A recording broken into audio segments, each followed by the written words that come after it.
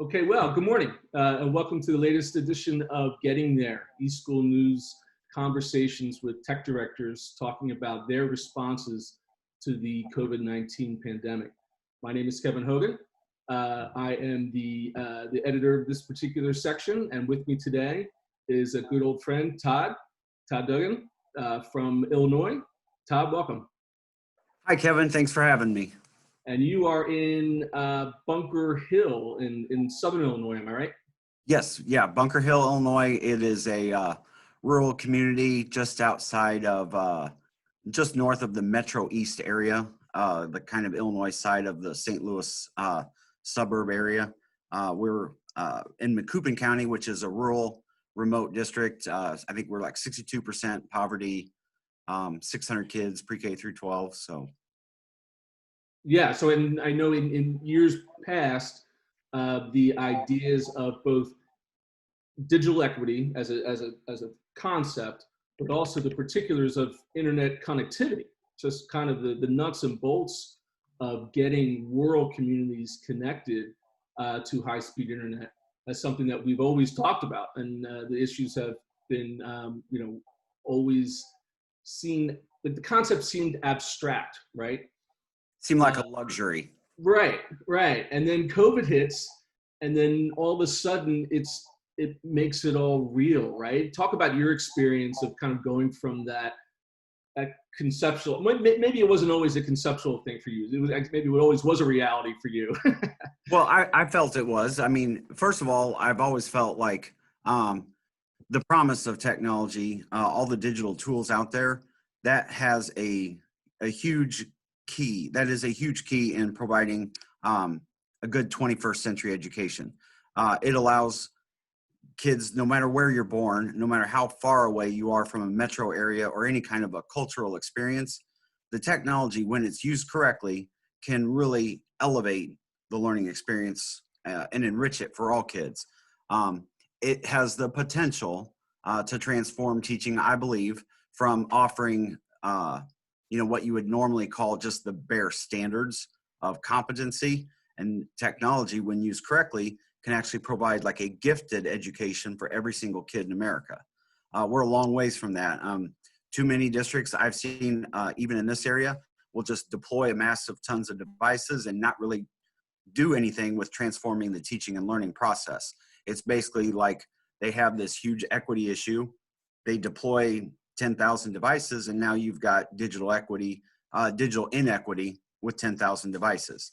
And in fact, I would argue if the teaching doesn't change, you've made the equity issue worse because now you're perpetuating it. I feel it becomes more glaring. It becomes way more glaring when you have, kids in areas where they have affluent budgets for robust curriculum, learning management systems, online tools, and high quality targeted professional development.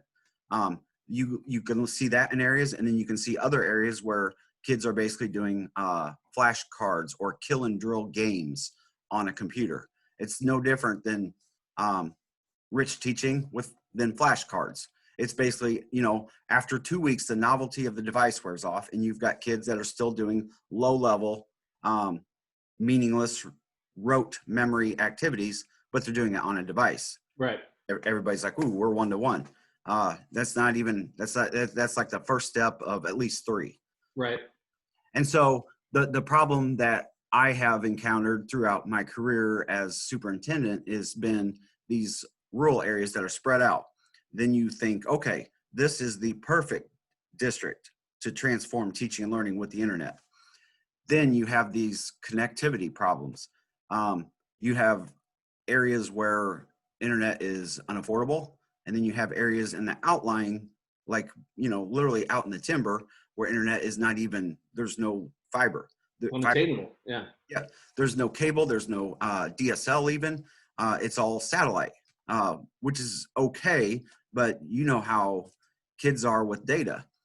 If I had satellite internet and it's like pay as you go, I guarantee you Annabelle, my daughter, would use a month's worth of data in one day. Because she's very active online. She's not just a consumer, she's also a creator and a contributor. But she would be she would consume a month's worth of data in one day, and then you have to pay more and more and more. So the problem with that is that there has not been, to my opinion, any like incentives, I think, for companies to lay fiber in areas where you may pick up 6 customers. You know, like in my previous district, we had investigated fiber, and to run it from the nearest substation was $40,000 just to run the fiber to the town. Yeah. So if you've got this strip of land in, you know, rural Macoupin County, you could spend $40,000 to $80,000 running fiber, and you would only pick up 6 customers a month. So what company? I mean, Right. I don't run like a for-profit or anything, but you know, it's easy to see like, yeah, that's not profitable. Right. And it was probably like that. I assume, I wasn't alive back then, but I assume it was like that back in the, you know, the 30s when electricity was run to the rural South. Sure. Like, why would we run all these miles and miles and miles of transmission lines to pick up one, you know, possibly low income customer? Right. So that puts our kids at a big disadvantage when, in theory, I mean, I believe this with my whole heart, the technology is the key to transforming. Yeah. Well, what's the state of your district now? I mean, or, you know, what was it? Did you have to? I mean, you went to a remote setup, I'm assuming, starting in March.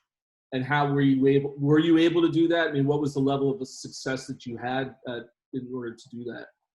Well, only having like 48 hours to transition, you can imagine the success. And I am going to shut my phone off because I'm in some group thread, and I'm like, come on, take me off.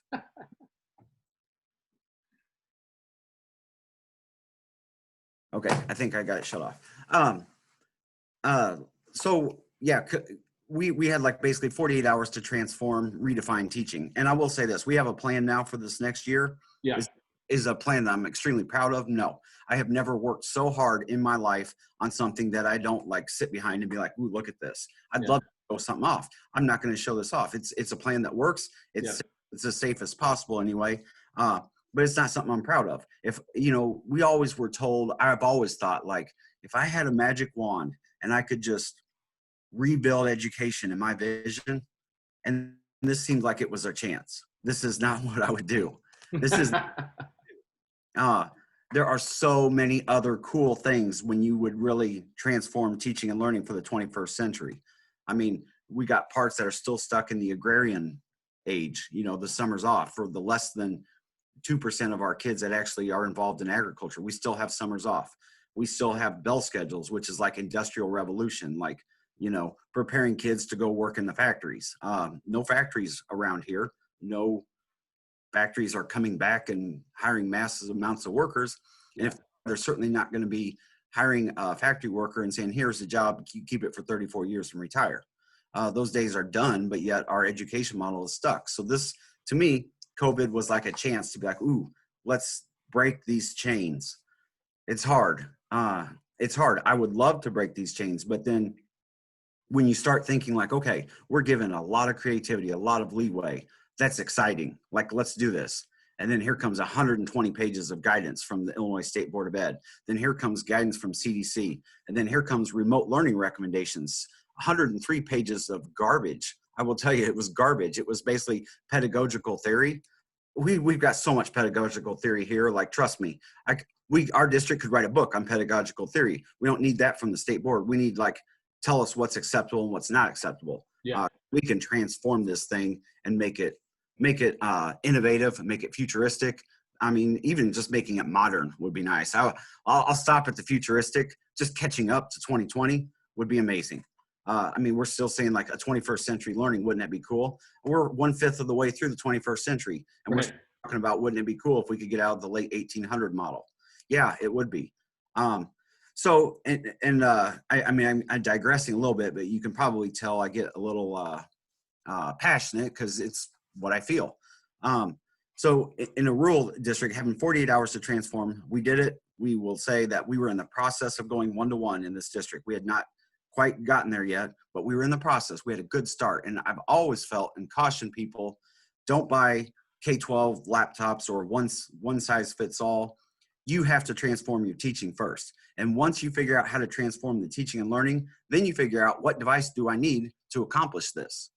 Instead of, okay, well, every kid's got a Chromebook. Now what are you going to do? Well, Yeah. I guess I'll use Google Classroom. Okay, that's okay. It's a step in the right direction, but that's not the transformation we want. You look at those models, that's the SAMR model. All you're doing there is supplementing, just supplementing, substitution, maybe a little bit of augmentation, but there's no redefining, none of that ever accomplished when you just throw a device in a kid's hand and say, there you go. So we were in the process of one-to-one, and then 18% of our families do not have access to reliable broadband internet. So that was a huge problem. So some of the things that we did, obviously low budget, being in a rural school district, we have a pretty low budget. So some of the ideas that we were able to implement and just get through, I thought they were pretty simple. I was like, oh my God, that's a no-brainer. But people were like, ooh, I saw that picture. Can I share this in a magazine? Like this Illinois School Board Journal. So basically we called our internet service provider. It's local down the road.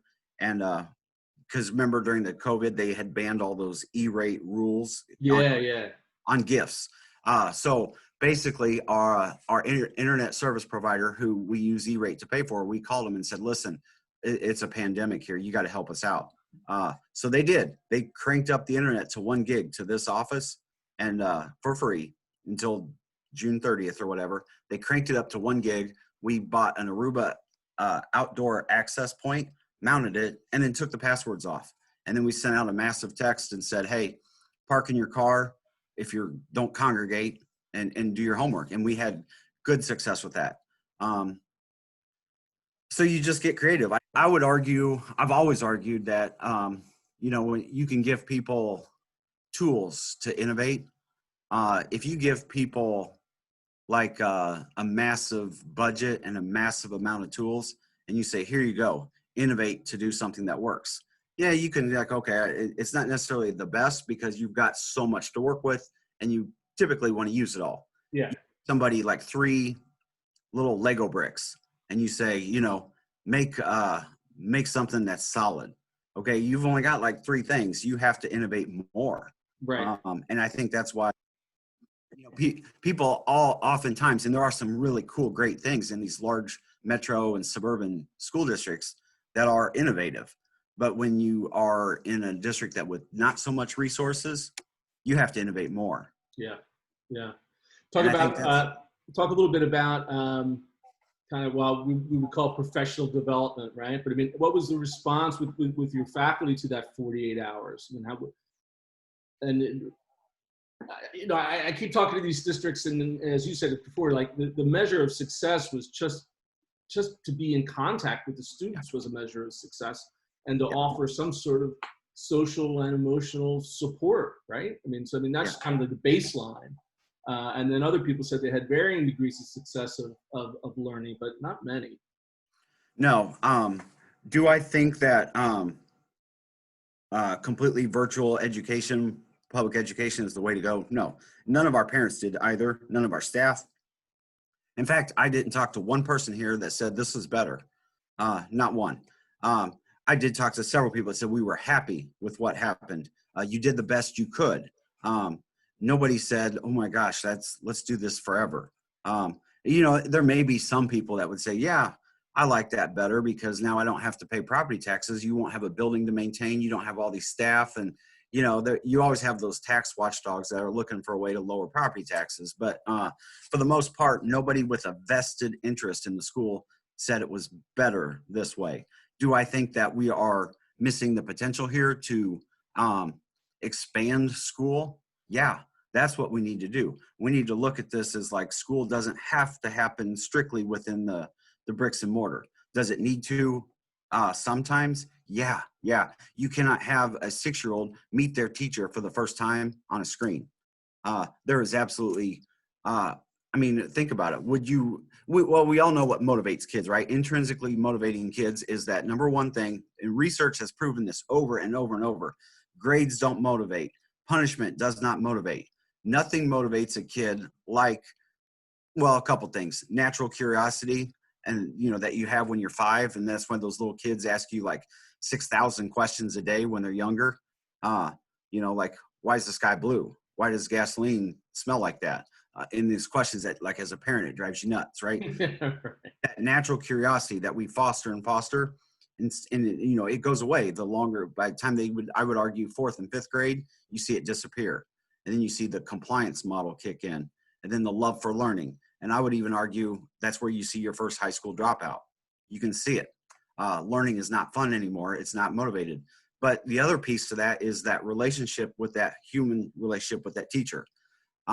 I would do something.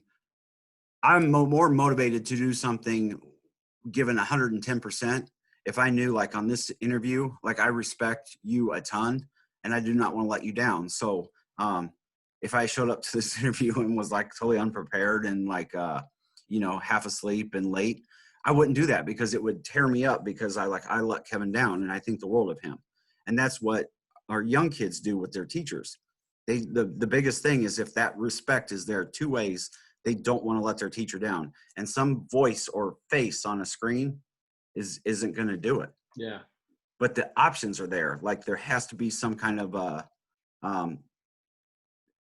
we're missing a huge potential when we can't say, like, we don't need to be in a seat for 5.5 hours a day and count that as an attendance day.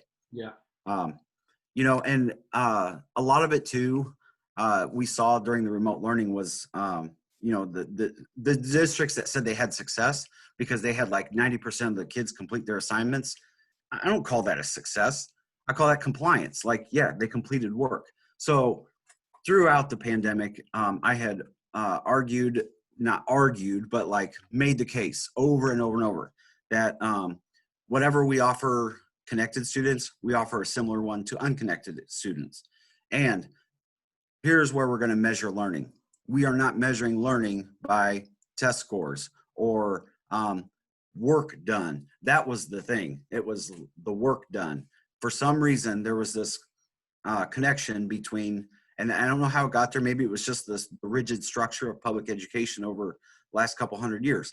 But it was like, how did the learning go for your class? Well, I had all my kids. I'm only missing 8 assignments, so I did amazing. Well, that's work completed. To me, I mean, what means work completed equals learning? Right. I would challenge that. I would love to challenge that. I would love to see somebody say, here's empirical data that says completing work does not equal learning. Right. So that's one example. Give me a few other things that looking forward, that you could pull from this experience and apply to that perfect school scenario. So perfect school scenario is, I'm a huge supporter of like STEAM, hands-on, problem-based learning, project-based learning. All of those things have the potential. Those are experiences, right? Those are moments that like mean so much. We probably all have those in our past elementary career when we were kids. We had that one project that we still remember from grade school. And I don't know how it happened. I look back at my teacher and I don't think she would spank you for sharpening your pencil too much. So she wasn't a cutting edge innovator, but it was probably dumb luck. But like, I still remember these experiences of like some project I did on FDR. I don't know why it still sticks with me in 4th grade, but it does. But it was very, very meaningful because it was a true experience.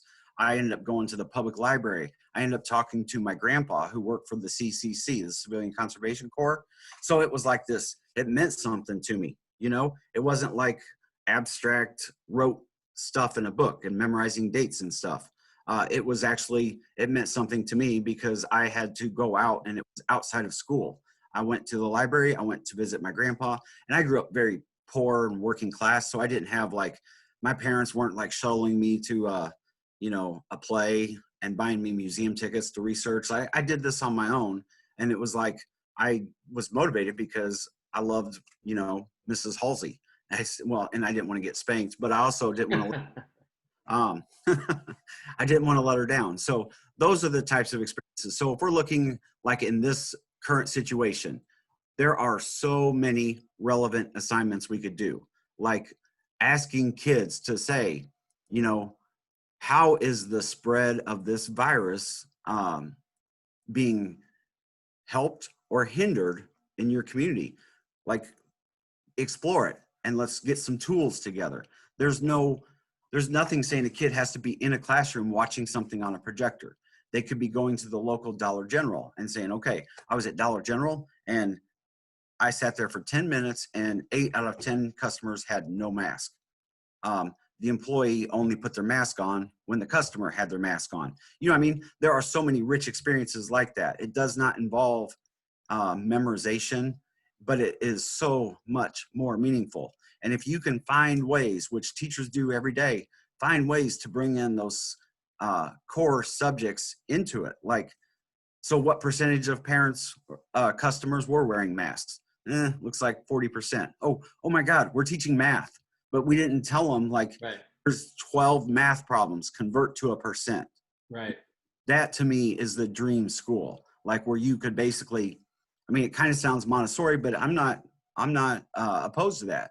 I think public education is the way to go. And I think public education is needed to get everybody up to this level, but public education needs to become more relevant. Right.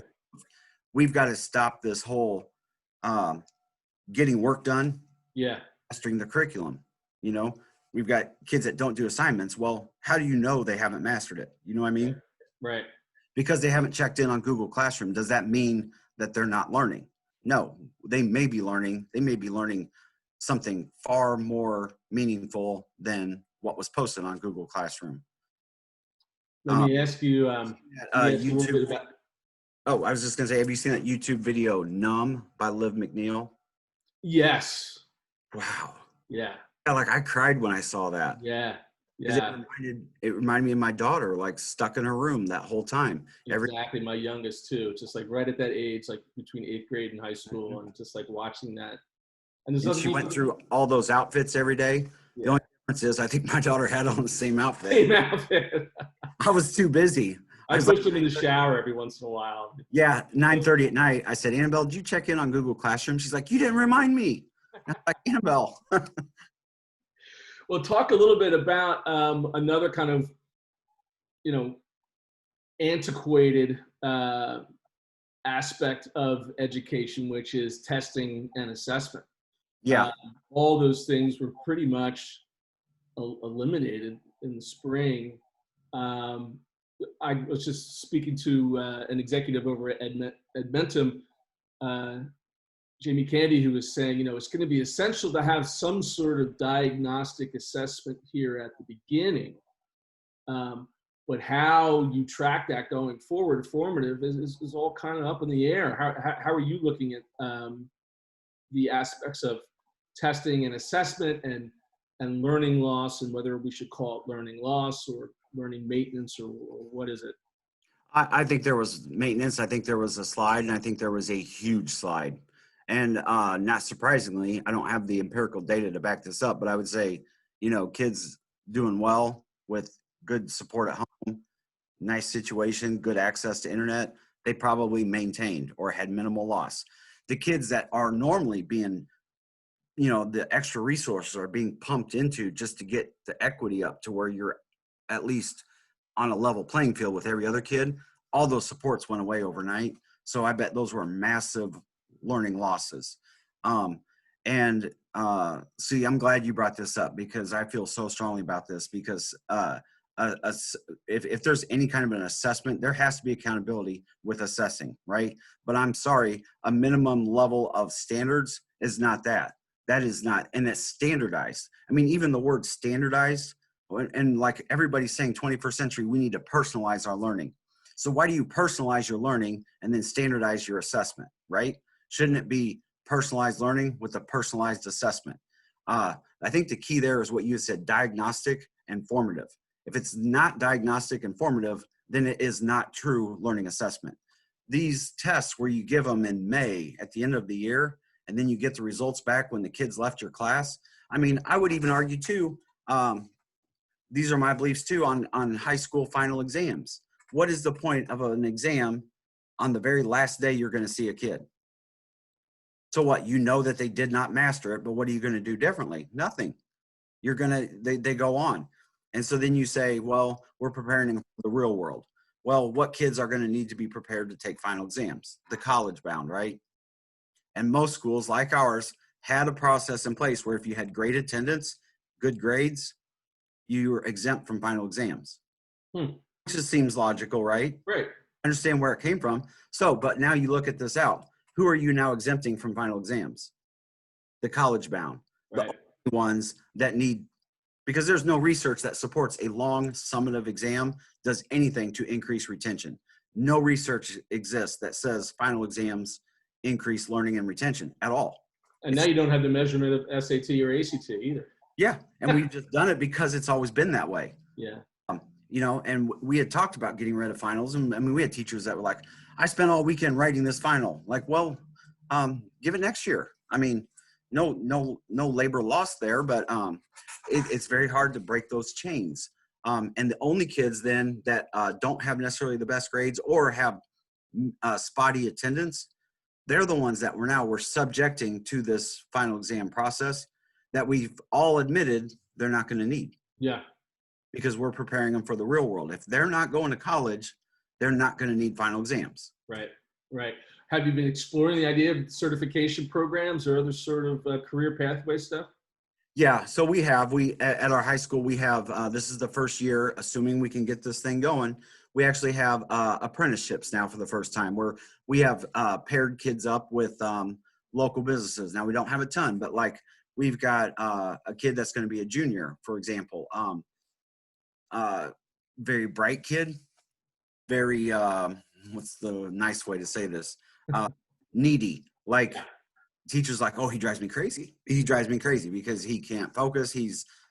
Just schoolwork does not matter to him.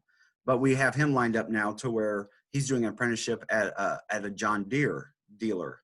And he's going to graduate our high school with a diploma and a service technician associate.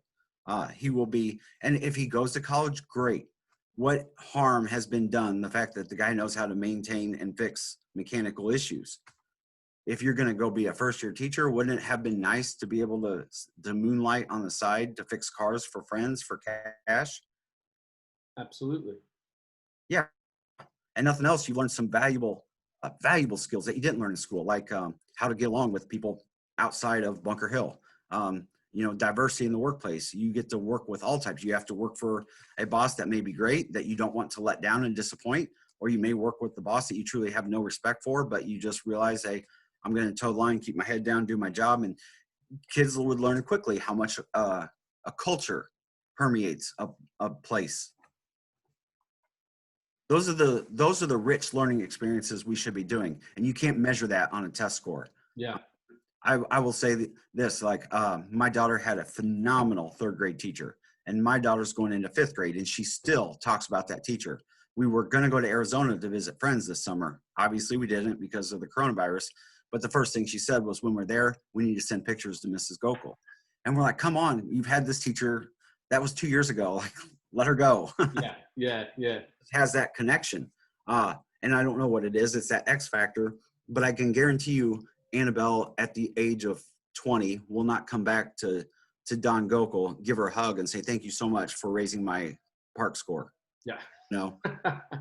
That was the year my park score shot through the roof that year. And I thank you. No, she's going to hug. Like, you really made a difference because I would do anything for you. Yeah. You don't measure that with a test score. Yeah, it's a relationship. To measure this stuff, yeah, we do. But we don't do it with a standardized assessment. Right. Standard. It has to be formative and it has to be multifaceted. I would love to be able, in my spare time, to sit down and create some type of an assessment, like where you actually say, yeah, you can meet a small weight on minimum standards, a medium weight on, like, okay, did you overcome some resilience or trauma this year? Did you overcome that? If you did, yeah, that's huge. That is huge. You overcame trauma. That is massive. That is the number one indicator of what you can be successful in life about. It is not SAT scores or anything like that. That's huge. If you can overcome resilience, so then you should get marks for that. You should get marks for the fact that I felt happy and safe at school. You should get marks for saying I love learning. Learning was interesting to me. If we want to keep teacher accountability, ask the kids. You know, I'm not saying a kid would evaluate a teacher as like, oh, they need to be fired. You know what I mean? That's not too radical where teachers would, or students, you know, you don't want 9-year-olds determining the future career of adults.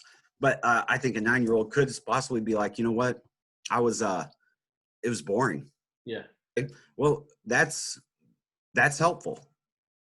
Well, so as I desperately try to think glass half full, yeah, with all of this stuff, I mean, all of these concepts that we're talking about here, and look, we're only 5 months into something that might extend for a year, possibly 2. Do you see this as a moment where these sort of things might actually occur? I feel like it could and it should, but I don't know if it will. I am a half glass full person too. I've got various feelings about reopening this school year, but I do know one thing: teaching is hard on a normal year, and this year is going to be no different. It's going to be harder. I believe in our teachers; they can do this, and I do believe public education, if done right, can emerge from this pandemic as the superhero if we play our cards right. If we do remote learning and kids aren't getting checked on and there's no learning happening, and then they come back and states want to give this punitive summative assessment of standardized tests, what are we going to see with that? Honestly, what are we going to see with that? All you're going to do is shame the districts that have high need kids, and then people are going to say those teachers are failures, and they're not. You had kids that required this much resources just to keep up with their peers, and we took them all away. I mean, even if we did some kind of support, it wasn't equal. Right. And so what's that standardized test going to do? That is not accountability. That is public shaming. And when we know, if we've been in education, how effective is that at motivating a kid? You know, I wouldn't be motivated very well by public shaming. No. I would keep my head down. I would do my job and I would avoid it, but I would not be motivated to excel. Yeah. Well, so where are you guys right now? Are you in person? Or are you hybrid or remote? We're in person with small cohorts, and we also have a free choice to do remote. Yeah. Okay. I do think, you know, some of that depends on your community. And in Southern Illinois, we have coal miners, oil refinery workers. I mean, these people are tough. They go to work with lung cancer. I mean, you know, so you have to know your community a bit. And I will say too, like, they're all essential. So what do we do if we did 100% remote? Do I think we're going to be 100% remote this year? Yeah, we do. But right now, but it could change tomorrow, because it could change today, because our governor is giving a press conference again today, and Fridays are his education days. So who knows? But I do think the value of being in person, it cannot be replaced. And I'm not saying we're going to do this and disregard the health. We've got so many layers in place to where it's probably 80% safer than nothing. You know what I mean? Yep. So is it a guarantee like anybody could put their kid on a bus and be like, okay, I'm 100% guaranteed my kid won't catch COVID at school? No, you're not. But it's 89% less likely because of all our strict measures. Right. You're following the protocols. Yeah. And that's in the best due diligence that you can, and then, you know, power through, right? Yep. And if you personally have a kid with health issues, my goodness, don't send them. It's not worth it. Like, right. You won't be penalized. No, not at all. In fact, it's like, you don't do it. I wouldn't do it. Like, I mean, we love our kids, and like, learning loss is bad, but man, keeping your kid alive is way more important. So if you have the health concerns we've said, or if there's somebody in your family, my goodness, we're not requiring doctor's notes and all that. Some schools around us are requiring a doctor's note. And I think we're not doing that. It's like, if you don't feel safe, then choose remote. Yeah. Yeah. Well, Todd, thank you so much for your time. Boy, we hit a lot of points there. I know you got me going. I appreciate this. This was good. And it was nice to see you again. And nice to see you, man.